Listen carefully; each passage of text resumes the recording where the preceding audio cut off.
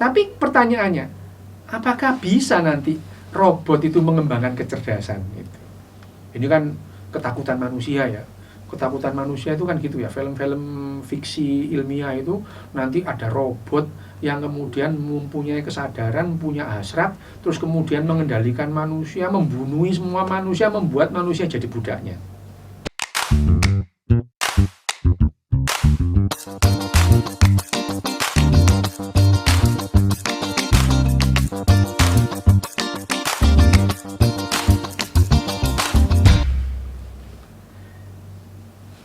Halo, selamat malam. Assalamualaikum. Namo Buddhaya, Om Swastiastu, Salam Sejahtera. Mimi Kuti Pipi Kuti Pam. Bersama saya lagi Riu Hasan di sini.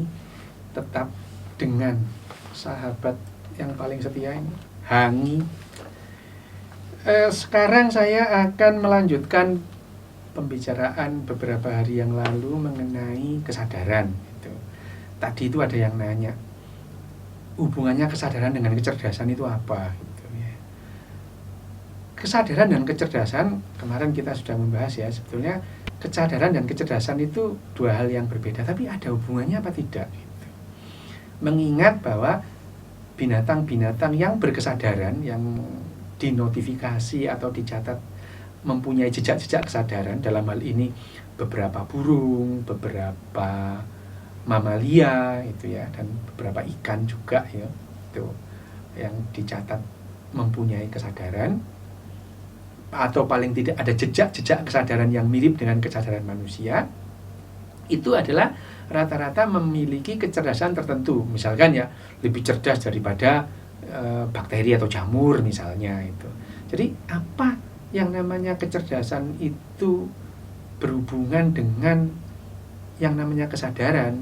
Nah, kalau kita membahas lebih dalam lagi bahwa yang namanya kesadaran itu adalah hasil kerja otak mental kita, gitu ya, mental. Dan mental kita itu bukan hanya kesadaran, ada macam-macam mental di situ. Ada emosi, itu juga mental, gitu ya. Itu adalah mental. Mental itu luas.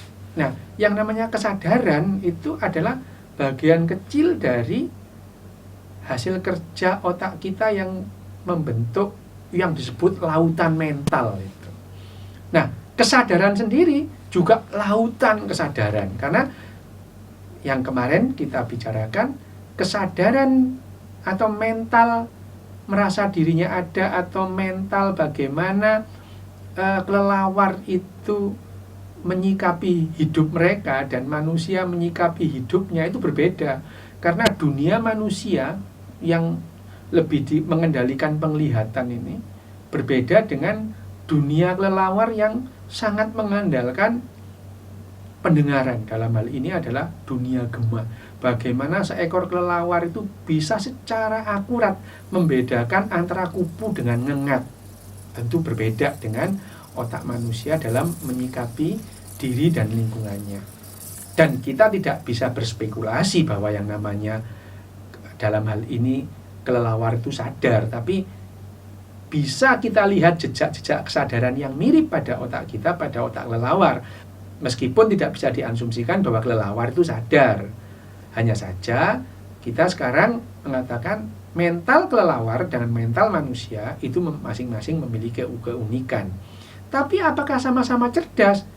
Tentu sama-sama cerdas, hanya saja level kecerdasan dan jenis kecerdasannya berbeda.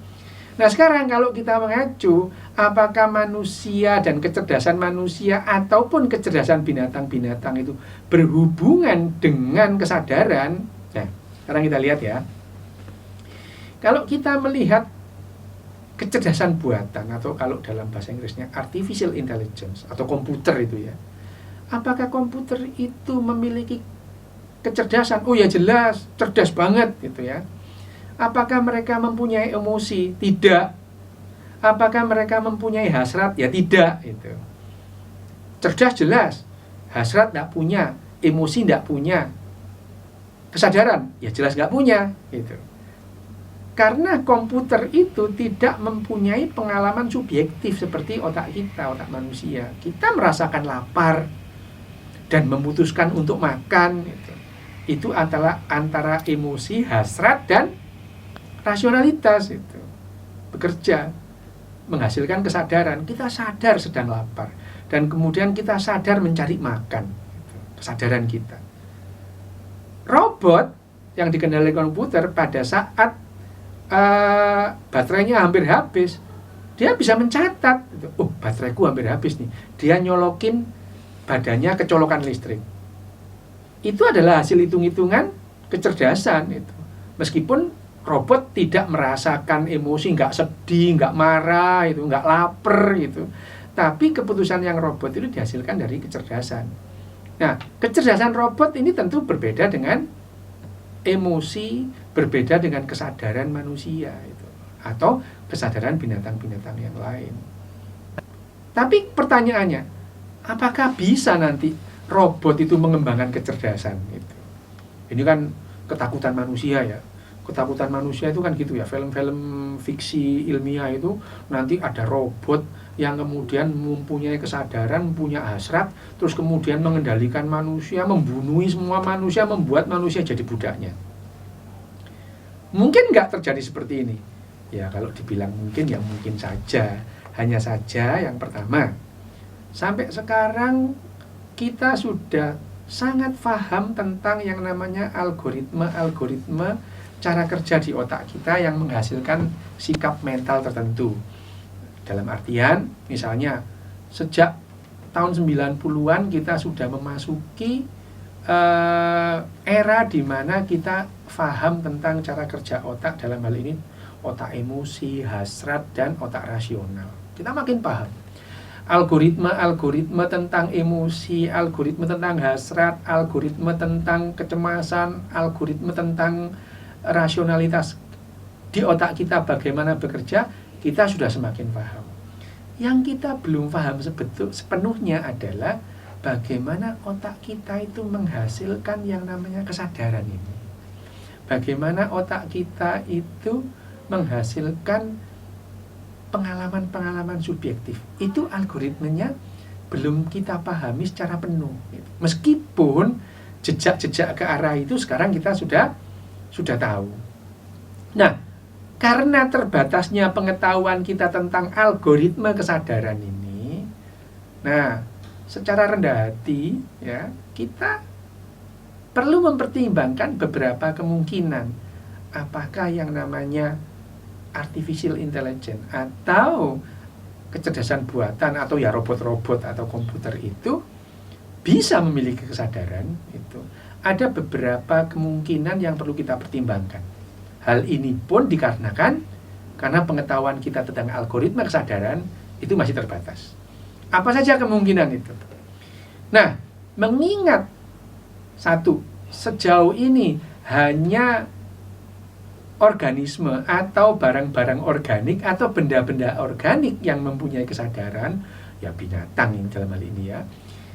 Artinya, kemungkinan pertama adalah satu, bahwa yang namanya kesadaran itu entah bagaimana itu berhubungan dengan bahan-bahan biokimia organik. Kemungkinan kedua, kita manusia ini segera mengetahui algoritma kesadaran sehingga kita bisa membuat robot atau artificial intelligence yang berkesadaran. Kemungkinan ketiga, robot-robot atau artificial intelligence ini dalam kecerdasan tertentu, pada saat kecerdasannya meningkat, dia bisa mengembangkan kecerdasannya itu sendiri gitu. Atau mereka bisa sangat cerdas tapi tidak memerlukan kesadaran. Nah, 3 kemungkinan ini yang patut kita pertimbangkan. Karena itu tadi, algoritma kesadaran ini belum kita pahami secara luas. Jadi kalau pertanyaannya, apakah mungkin yang namanya artificial intelligence atau robot itu mempunyai kesadaran? Ya mungkin, tapi karena pengetahuan kita saat ini masih terbatas mengenai algoritma kesadaran, maka 3 kemungkinan tadi patut kita pertimbangkan. Sampai di sini ya.